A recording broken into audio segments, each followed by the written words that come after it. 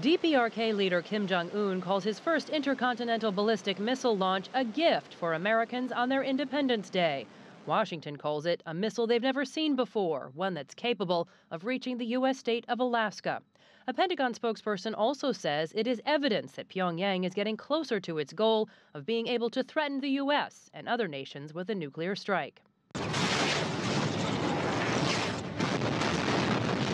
In response, Seoul released this simulation showing a preemptive strike on a DPRK missile launch, and it showcases the South's military strength. This missile hits what appears to be the North's military forces.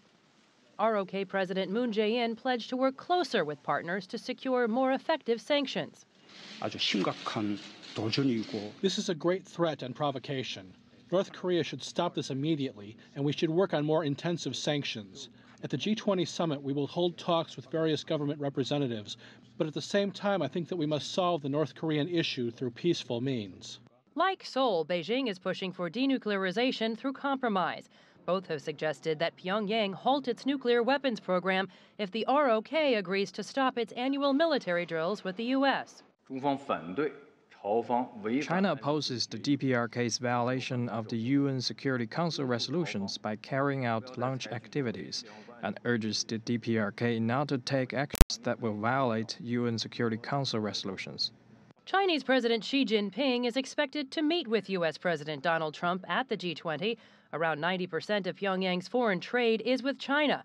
Trump expected Beijing to use this leverage to induce the DPRK to cooperate. But Trump appears disillusioned with this approach, tweeting, "Trade between China and North Korea grew almost 40% in the first quarter. So much for China working with us, but we had to give it a try." While that statistic is a matter of dispute, Washington is hardening its position with Beijing. Last week, it sanctioned the Bank of Dandong, the Dalian Global Unity Shipping Company Limited, and 2 Chinese individuals for allegedly financing the DPRK's nuclear and ballistic missile programs. China's U.S. ambassador has rejected the sanctions as inappropriate, an attempt to impose U.S. laws on Chinese companies. Meantime, the U.S. has been developing technologies to defeat an ICBM attack, and at the end of May, the American military shot down a test ICBM over the Pacific. Jessica Stone, CGTN, Washington.